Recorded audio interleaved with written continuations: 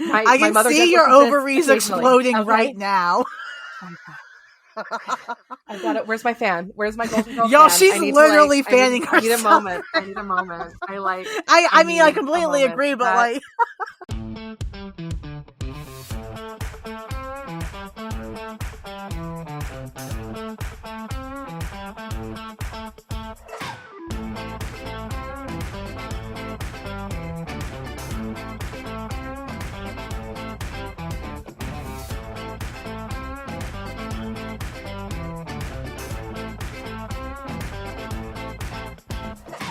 This issue is bananas. BANANAS. This issue is bananas. BANANAS. See, like, that was amazing. It's BAMF nanas. How about that? This issue is BAMF nanas. Oh my God, the face that Lauren's making at me right now is she looks like for 1 second she looked like what are their names? Waldorf and Statler. Is it Waldorf and Statler, the two Muppets who sit up and like judge the other Muppets? Yeah. The judgmental Muppets. Yeah. For a second, she looked like the judgmental Muppets. Like that joke was just like, oh my God, get this bitch off the stage right now. Get her off my screen. No, I loved it. I actually really loved it. And when you add the BAMF pun, like I'm here for that cheesy shit because that's what we're talking about today is this really cheesy ass issue that I eat up completely. Like some people might read this and be like, oh my God, this is like so dumb and childish and lame. And I'm here like, this is one of the greatest pieces of literature I've ever read in my life. Yeah, Lauren's here like, this is up there with Ulysses. This is up there with the Babysitter's Club. This is up there with listen, this is my Bible. This is my Bible. So like when people are like, oh my God, read the Holy Scripture, I say, great, we're reading this issue. Yeah, she's like, it's this issue and everything Joan Collins has ever written. Anyway, everybody, welcome everybody to Simply Amazing. Oh, hello. For those of you who are just tuning in and being like, what am I listening to? Do they ever actually say what the hell this show is? Well, yeah, hi, welcome. My name is Lisa, aka the OG Nocturne, here to get you into the third issue of Nightcrawler from 1985. Yeah. Dave Cockram's awesome miniseries that he did, where clearly it was just balls to the wall insanity. Whatever can happen will happen and is going to happen. But before we get into it, why don't we talk to the absolute BAMF-tastic, a BAMF in her own right, my co-host right here, the lovely and fascinating and fabulous. Hello, I am your friendly neighborhood by Lauren, and I wish I was as Bamfalicious as the Bamfs were, because, you know, whether you find them annoying or not, I feel like this is like the Ewoks in Star Wars with the Bamf, okay? You either love them or you hate them, but at least they know how to charm. They're amazing. I would love to charm like they do, so... Yeah, they're definitely very charming. They're definitely very horny. Those are two. Lisa's like, Lauren, you need to stop. Like, you are out of line. Listen, you know what? We're going to talk a lot about it. We're going to get into it super deep. That's what she said. And like, let's just start out. Let's just come out the gate. Let's talk about Daddy. Yes, please. Okay. So first of all, I appreciate a lot of the 80s-ness of this issue. There's a lot of reference to 80s stuff like Cabbage Patch Nightcrawler when he sees the BAMF and all that. I love it. The BAMFs are so clearly Smurfs, and they even live in their own little Smurf village they call BAMF with an extra F. So cute. But we got to talk about Daddy. I mean, we got to get the daddy out of the... We got to get the daddy out of the way first, because if we don't... I want Daddy in my way at all times. And for those of you listening, they're cringing. I apologize. But what we're referencing is that in this issue at the beginning and like at the end of last issue, there's this little BAMF that is calling Kurt Daddy. And Kurt's like, I'm not your daddy. Why are you calling me that? And the BAMF's like, but you're just like us, but you're bigger and stronger. So that means you have to be, right? And Kurt's like, well, I guess he's not wrong. So even Kurt accepts he's daddy, guys. So therefore, I'm allowing it. It's fine. It's just like the daddy of it all. It goes back and forth between being this like, it actually never. it starts very quickly from a like place of like daddy, like a childlike daddy, but it goes into a non-childlike daddy very quickly, and it's very like here's the thing, when they say that makes you the daddy BAMF, I'm like, oh, they're not talking about their father. They're not saying, no, he's not their father. Like, you know, he's the daddy BAMF. Oh, the daddy. He's BAMF. the alpha. He's the daddy. Yeah, he's the daddy. So, yeah, it was just like, oh my God, did Dave Cockrum understand what daddy would mean like almost 40 years later, and how appropriate this would be? He was friends with Chris Claremont. I am positive he knew exactly what he was doing. You're not wrong. You're not wrong. I mean, you know, Daddy BAMF he's tuned in real quick. He understands that, like, hey, you're that little thing from the Kitty's fairy tale that is fake and doesn't even exist. Yes. I just have to mention. So this issue is like cracked to me in the best way, because Uncanny X-Men 153, which is Kitty's fairy tale, is one of my favorite issues in the whole world. Like, I loved it as a kid. I still love it now.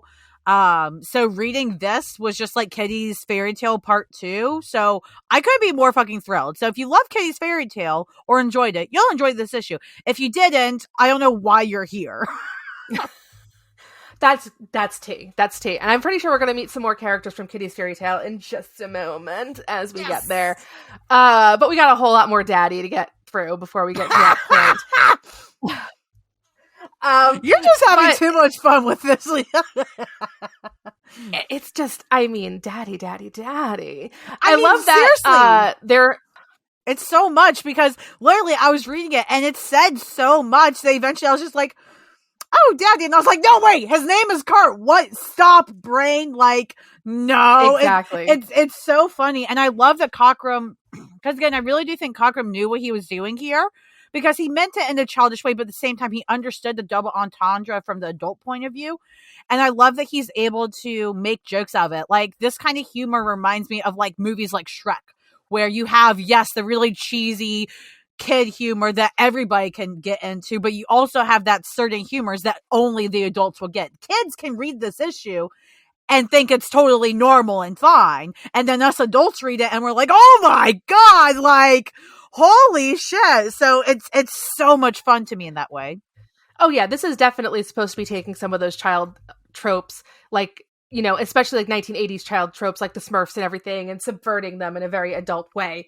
So the BAMF takes Kurt to BAMF, which is their home, which is funny because BAMF, I don't know, BAMF. The only thing I could think of is, like, I know there's a place called Banff in Canada, and it's like a really like she place where you can go skiing. That's all I know. That's all I actually Googled it. I was like, that's hipster. I mean, there you go. You know, let's go skiing. I don't know. So they end up going to Banff, whatever. Yes. But not before Kurt gives us a whole, like, let's talk about what we've been through so far. Like, let's go through everything. And, you know, I've been attacked by a hentai monster. I ended up on a spaceship. I ended up, you know, with Sharknado. And then, you know, I fought Sharknado. I made out with the princess. And now I'm hanging out with, you know, the Smurfs who call me daddy. So I guess, yeah, take me to Banff. I mean, what else? What the hell else could possibly happen at this point in my life? Like, clearly, I think Marvel should pay you to make an ad for this series. Like, even though this is from the 70s, I don't care. Like, they should pay you to make an ad, because that's some of the funniest shit I've heard. Listen, call me daddy. Like, what? Marvel, I'll make an ad for anything you want. Like, I just rewatched Spider-Man Homecoming, and it's like, or not Spider-Man Homecoming, Spider-Man No Way Home. I'll make you an ad for that. Like, there's 3 Spider-Man, and they're all like, what? The end. And Andrew Garfield is my husband. Thank you. Anyways, let's move on. Kurt, right? My other husband. Oh my God. No. Okay. Really quick. Spider-Man No Way Home aside, because we have to talk about it for a second, because our podcast is called Simply Amazing, but the whole amazing, like, discussion in that movie was so brilliant when they give Andrew Garfield Spider-Man the pep talk about how amazing he is. Oh, like, is so good. That is so brilliant. And I have a question that I just thought of. And again, we're totally going off the side here, so sorry by listening. We're going to get back to the issue, I promise. But we'll get back to the issue eventually. Don't worry. But listen, Spider-Man's awesome and amazing. People are always talking about fan cast about Kurt, and we're going to do an episode on this, like an actual episode. But like, could Andrew Garfield play Kurt?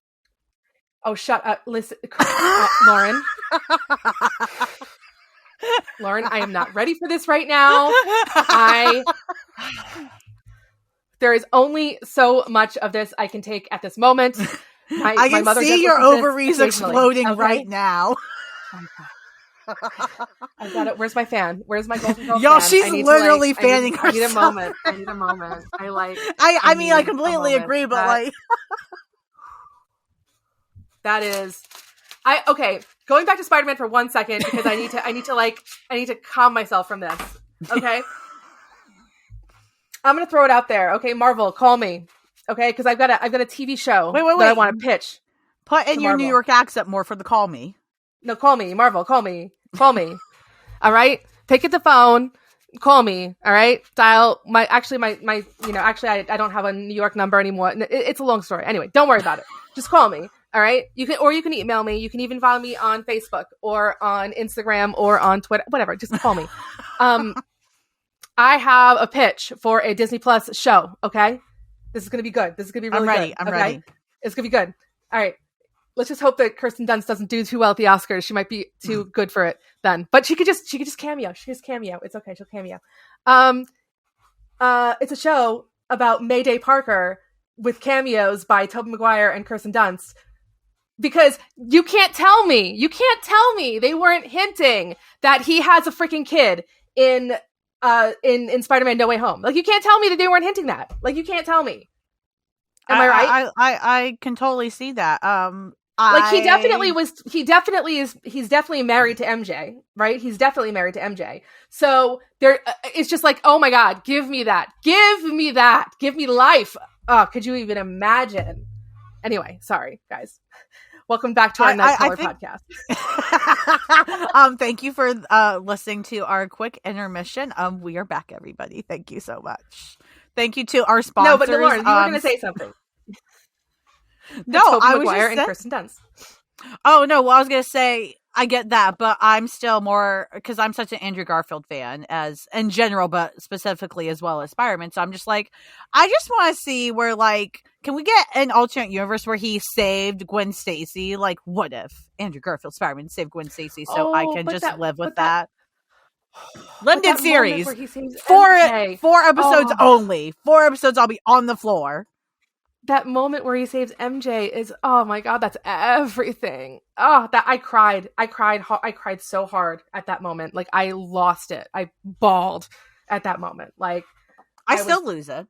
Oh yeah. Like, and let me tell you, I'm going to bring all this back to Nightcrawler because Kirsten Dunst was in that movie that I think she's nominated for the Oscar with Cody Smith-McPhee, who's also nominated for an Oscar, and he played Nightcrawler. So there you go. Bring it all back. Amazing. And you know what? People are actually trying to save Kurt in this issue still. We've still got Kitty. Oh, yeah. Kitty and Ileana, the young baby gays, as I had canon, trying to figure out how the hell they can get him back with his clothes on. Not just his clothes, but him and his clothes. They're working on it. They're working. I like how Kitty...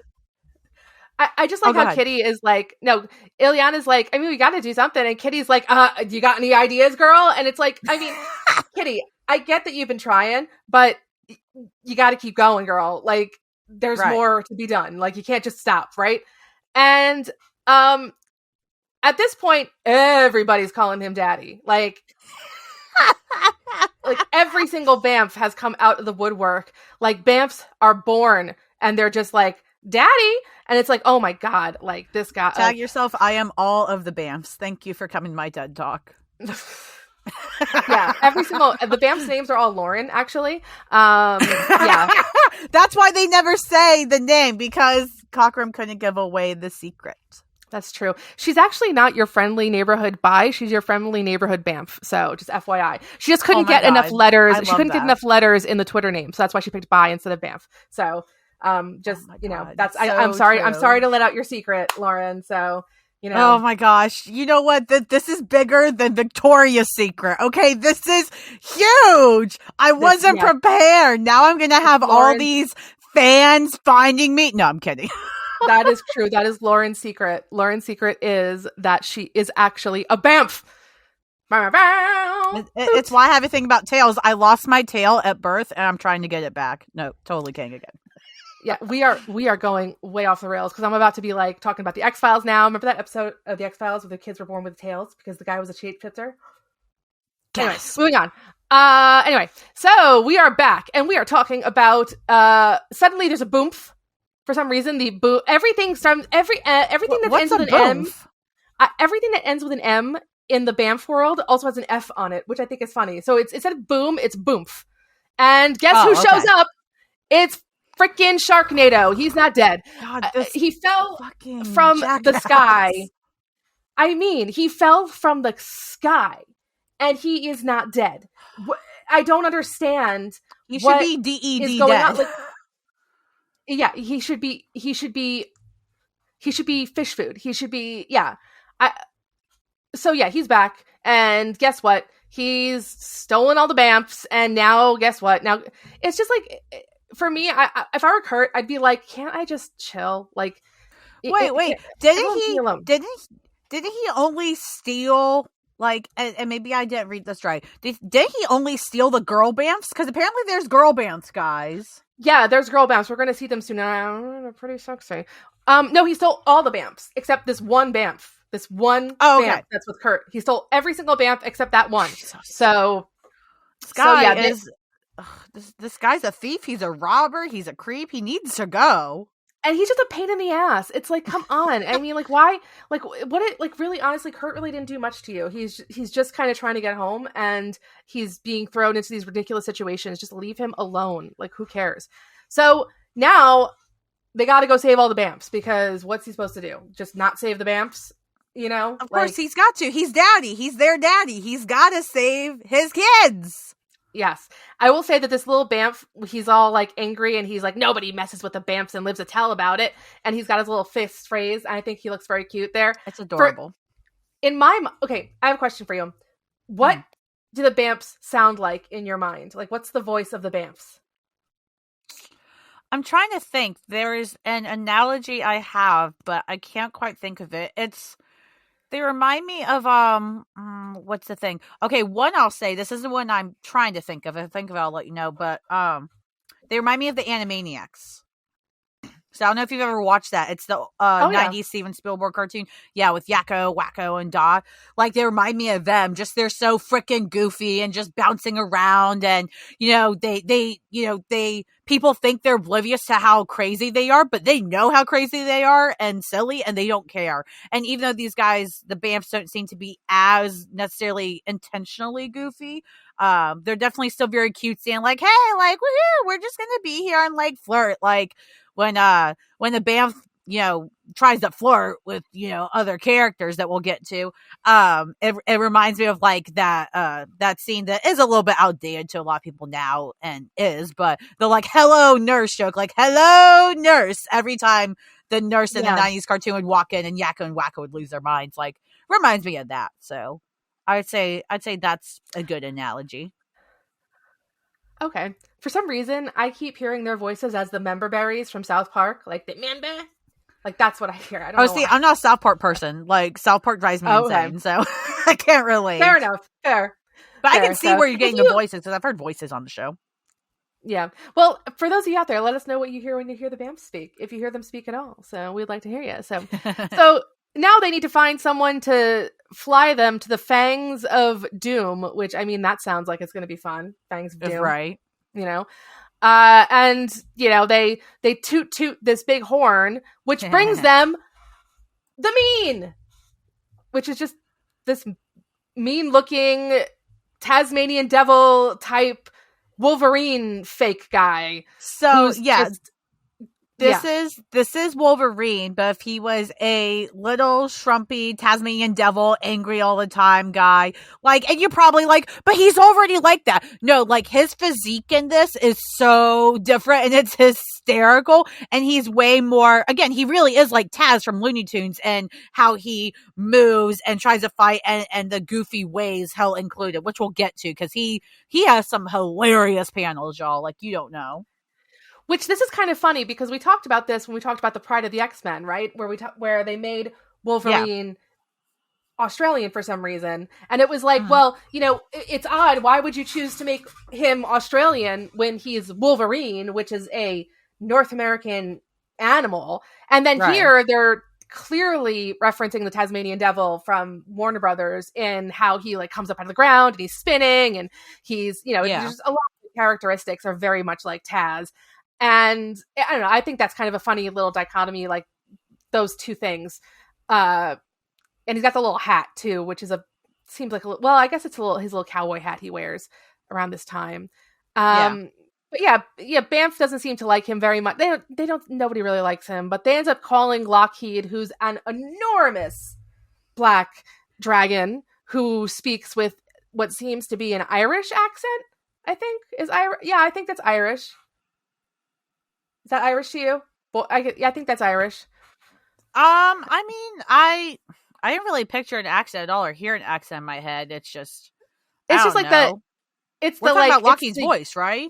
Yeah, the yer and the boyo and the like I just thought it was like an Irish accent. I could see that. Like I could think okay, so I don't know if this makes any sense, but like the giant version of Lockheed, I'm like, that's some badass woman dragon that is tired of dealing with people's shit. So like I can see like like an Irish badass woman like's voice. I could see that.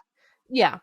And she, like we'll call her she then, why not? And she's like, all right, let's all right, get on my back. I'm going to take you over to the fangs of Doom. You'll have a good time.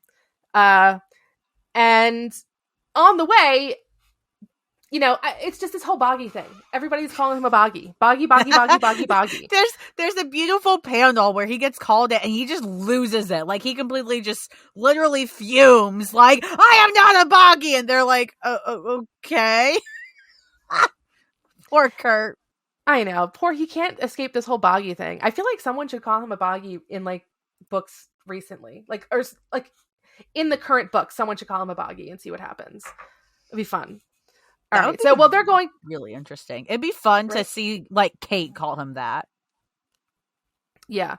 If even anybody really knows. Well, I guess we'll find out if anybody finds out about what a boggy is on the other side in the next issue. So we're going to find Colossus and Kitty or Captain Kitty, the pirates now. And they're very excited to join this little adventure to come on over and go to the Fangs of Doom and help them just, I don't know, go kill Sharknado. Woo! Kill Sharknado! Let's do it. I love this little panel of Lockheed floating to Kitty with his little hearts around him because he loves her so much. And he's just my gosh, no, I love that. Like, so our Lockheed, the little one, like he sees this kitty. She's like, oh hey, and then he just like flies over and like curls up on her shoulder or whatever. And she's like, I guess he likes me. And I'm like, that is literally one of the cutest things I've seen in my life. Like that's adorable. It is so cute, and especially as a pet owner, because I love when my dog does that, and she comes over and sits with me all the time. Where is she? She's not even in the room? Oh, Daisy. Damn. I was expecting to look down and be like, oh, and she's right here right now, and she's not even in the room with me. Jeez. All right, well, there you go. Make a liar out of me, Daisy May. Thanks a lot. Well, on their way to the Fang of Doom, Lockheed gets swept up by a freaking, I don't know, a squid. This whole thing is bizarre to me because Lockheed basically gets eaten by a squid and we never hear from her again. It's just like, they're done. Yep. It's just, there you go. Everybody gets thrown into the ocean with a poot. Several poots for one of them. And because they're close to Chagrin, so they can't teleport because he's got that special spell that we learned about in the last issue or 2 issues ago. I can't even remember. I mean, it's just like, this is so crazy. And they end up on this island where it's like Wizard's Island, and there's all these signs that are just like, hey, get out of here. Don't come here. Oh yeah, And then, the signs are cool. They're like, I would turn around if I were you, and there's some more comedic ones. Again, like the more I think about it now, actually, the more this does feel very Animaniacs-y. But this came before Animaniacs, so like it was. oh yeah, I mean, I would say it was. There's a heavy Looney Tunes influence. I feel like with Taz and just with the shenanigans and the characters. oh 100% for sure, for sure. And then we have these Dreadwings that show up, and I love the way that the Dreadwings are described, because it feels like the way someone would describe something in an infomercial, like Dreadwings, fell carnivorous beasts, voracious and terrible, with a withering glance that can transfix any prey. Dreadwings, the very name invokes terror. Get yours today, only $5.99, shipping and handling included. Like it's just like the way it's described is so like, you know, just like on QVC, like, oh yeah, call in today. Oh my gosh, they're going so fast, guys. These Dreadwings. Oh my gosh, we've just sold 15,000 Dreadwings. We've only got 5,000 left. You better call in right now. They're just in the name. The very name invokes terror, you guys. Oh my goodness. Oh, they're skiing right now. Right, look out, Katya. Yo, they're skiing right by. And yeah, so I just loved how that was described. I feel like we might need to do a live one day where we just reenact this issue, because that was amazing. I would love to reenact everything.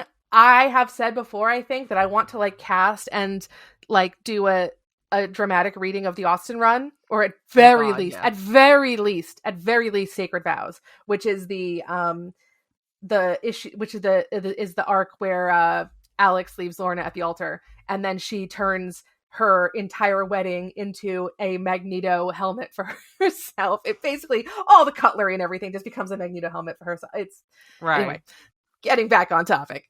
Yes, yes, 100% yes. I want to do it. So they're fighting these Dreadwings now that are like flying faces with teeth and laser eyes. Yeah, why not? Yeah, why not? Yeah, they're definitely very interesting creations. I've never seen anything like it before or since.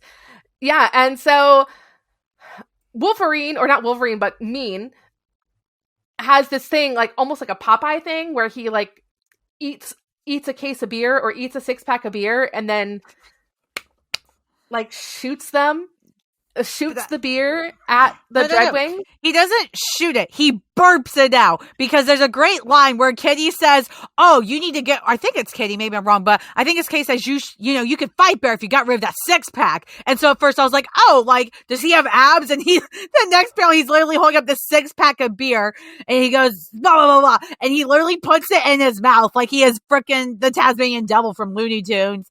And then he doesn't swallow it and then burp out the liquid. He burps out and launches that way through his mouth projectile these cans at these creatures. It's fucking great. It's so weird. It's so fantastic. It's just, yeah. And they're still fighting these Dreadwings, but eventually they manage to follow. The Dreadwings get called away for some reason, but they take Kitty with them. They take Kitty with them, so they have to now go and find Kitty. Of course they take her. Damsel in distress, go save her. Da, da, da. Yeah. So now they gotta go save Kitty. And there's all these, as we were saying before, all these signs now. I gotta turn back if I were you, shove off and scram, and all that stuff is on the way to go save Kitty. And there is, I mean, it looks like Castle Grayskull, right? Like this castle they need to walk into. It looks like Castle Grayskull. And as soon as they walk in, it chomps them down and closes them in, so they can't, do anything about it. And we go back to Ileana and Kitty in 616, or the, real world, who think they've got Kurt, but for some reason they're getting multiple Kurt indications. There's like almost 100 of him in a small confined space, and they accidentally pull a BAMF into the real world. And he's horny as hell for these two little girls, which is we don't think about that. He's just very flirtatious and yeah, it's definitely. But yeah, so quickly, the best part is how quickly Ileana and Kitty are like, send this fucker back. Like, this guy sucks. Like, they're like, we are not tolerating this little shit of a flirty BAMF, whatever the hell this thing is. Like, get this shit out of here. I love how Ileana's idea is like, let's just bring all the BAMFs here, and then maybe one of them will be Kurt. And Kitty's like, fuck, no, absolutely not. We're not doing that. You know, she had the brain cell there. I'm not gonna lie. Like, I love the BAMFs, but she was right, Kitty. I just imagine like a room full of BAMFs just like humping everything. That's terrifying. I never want to, like, I don't want that. Please get that out. Please get out of my head. No. Oh, yes, you do. Shut up, Lauren. Come on. The BAMFs? Those are basically like little kids. No! They're not. They're I want Kurt in that way, but not these little BAMFs. Fair enough. So they're trying to get in the door now, and Colossus gets crumped. Get wrecked. Well, he does. He gets crumped by a big boulder thing, and this is bizarre to me. It's crazy. We're going off the rails. I just feel like every time I don't think it can get crazier, it does. So I have no idea what to expect for next issue, because it's like, I mean, are they just going to bring back even, like, are the pirates going to come back from the first issue? Like, is the princess going to come back? Who knows? It's going to be like, this is crazy. So where's this issue leave us then? So Colossus just got bonked. Yeah, Colossus got bonked, and now Colossus and Mean have been teleported away, and the BAMF and Kurt are having to fight against the Dark BAMF, which is this enormous red BAMF, which is kind of funny because we do see red BAMFs come back much later when Kurt comes back to life. His father, I do the little quotey things because I don't actually believe it. I don't subscribe, but Azazel has his own BAMFs, which are the red BAMFs. So it's kind of funny that there was a red BAMF all these years ago that had absolutely nothing to do with any of it, but it was a dark BAMF. Well, so now the dark BAMF is trying to fight Kurt. Go ahead. Yeah, Sorry. What's funny is that, like, I saw that and I was like, is this some, like, before I read that, oh, that's a dark BAMF, I was like, is this some weird version of Mephisto or something? Like, that shit was hilarious to me. I think he was designing that image. I don't know. That would be interesting to try to find out. Yeah, I don't know. I'm not sure what image he was designed in, or he was just supposed to be like a bigger, meaner, scarier version of the BAMF. And right. You know, now by the end of it, the dark BAMF has Daddy and all his friends tied up. So the way you just said that. Claremont would be so proud of you, Lisa. Oh, thank you. But yeah, it's oh my goodness gracious, what is going to happen next? The Wizard of Oops is the next story. Wizard of Oops. The Wizard of Oops, because they are on Wizard Island, as we learned. And yeah, I will say this issue had some amazing onomatopoeia, and just really, really, really beautiful design in general. Like, Cockrum was great at just really dynamic design that really gave you the feeling and the energy of what was happening. And I mean, the color palette too is just extraordinary in this. Just the way the colors used are really, really nice. So, but yeah, the onomatopoeia in this, I mean, wood in the last page is like, what? Wood? What is wood? I don't even know if I'm saying that right. Like, how do you say wood? Well, and yeah, I completely agree, and I'm not kidding when I say this is one of my favorite issues I've ever read, like in a comic, and this will probably be one of my favorite series ever, because it's I feel like this is Kurt at his best. Like, I know in the current Krakoa stuff, they're taking more of the serious approach with his stance on religion stuff, and that definitely has a story, but this is Kurt. Like, if I were ever to tell somebody to read a story and to get introduced to Kurt, at this point, this would be one of my top ones to throw at people because it's 4 issues and it's him as best. And yeah, it's a beautiful issue. Like, even with the shenanigans, you can't help but keep reading because you're like, oh my God, like, this doesn't make sense. Like, trying to explain to somebody that hasn't read it is insane. But like, once you read it, like, you get it. Like, you get why it works. Yeah, it's baffling. Also, I just want to mention, like, they do mention that a few days have passed in, like, the danger room. So it's like, have they been wearing those same clothes, just sitting there the whole time? Gosh. I mean, girls, props to you. Those are friends. And that's what friends are for. See, that's how you do it. Those are good friends right there. But yeah, that is issue 3 of Nightcrawler from the 1985 series. We've only got 1 issue left. So, Yes. oh my goodness.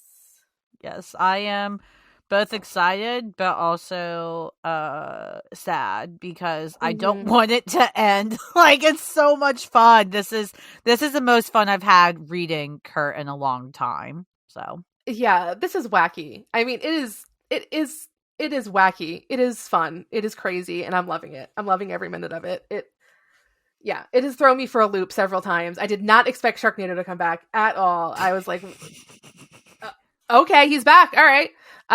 So yeah. But yeah, so thanks for coming, guys. Thanks for listening. We have a lot of really cool, exciting things coming up, and we have things planned. Lauren, what we got coming up going on for you?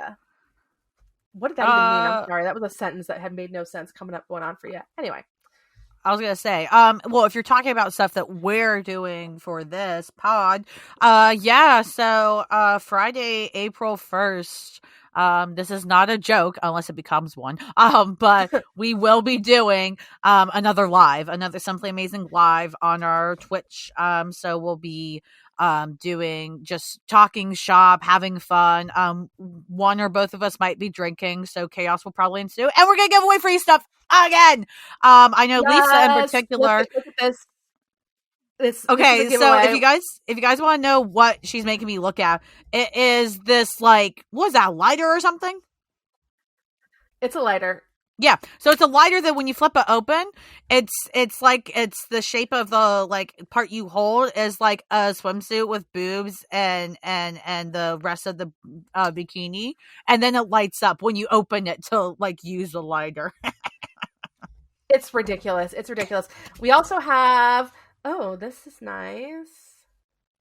Oh yeah, Logan's Bar shot glass. So if you want to drink at Logan's Bar, there you go, guys. You could have Logan's Bar. Oh my goodness, I wonder if I can get these. No, whatever, I'll figure that out later. Yeah, I got a lot of stuff to give away. I got a lot of fun things, and well, we're also just going to talk about stuff. We're going to just have a good time and just chill, and for April 1st, which is of course April Fool's Day, but you know who the real fools are? The people who don't come to our live. Those are the fools. You're right, and you should say it. That's it. Exactly. Well, and Lauren, what else do you have going? You got a lot of stuff going on, girl. Tell us all about it. Oh gosh, tell me about it. No, but it's all good. Yeah, so I have a live show I do Sunday mornings. Your friendly neighborhood morning show. Keep your eyes peeled for April because Legion of X will be coming out, and obviously we will be talking about it here on the pod. But if you want to see us live and in action, me and Lisa and somebody else might be coming on the show to do a special Kurt Legion of X episode on that show I do. So feel free to check that out. My Twitter, or the Twitter for that show, is @friendlynbd show. So you should definitely check it out. See what you think of it. If you want to come on the show, let me know. And if you want to see somebody in particular, scream at me about it. Because the more people scream, the more likely I could probably get them to come on and talk about whatever the hell they do. So that's most of what I'm doing. And I still do interviews and reviews and stuff for the other sites I write for. So I'm a busy bee. So, find me and whatever you like me doing, I guess. There you go. Well, you can find us at our website at simplyamazingpod.com, where you can find all of our socials, which include our Facebook, Twitter, Instagram. We've got Twitch, which of course is where you're going to find our live and everything like that. Yes. like I said, we do giveaways, we do lots of fun stuff on our lives, and we do lots of all kinds of other stuff everywhere else. We've got a Discord. We are constantly updating that as well. We've been doing putting transcripts up on the website. Pretty not perfectly correct transcripts, but we're working on it. We're getting there, so enjoying them. And if you enjoyed this, please, leave a little note. Let us know that you liked it. You can rate us, review us wherever you listen to us, please. And you can, of course, like I said, follow us at Simply Amazing Pod. That's Simply AMZINGPOD on Twitter. For those of you out there who are desperately searching, just because someone is taller than you and looks like you does not mean they are your daddy, but it's okay. You're still simply amazing.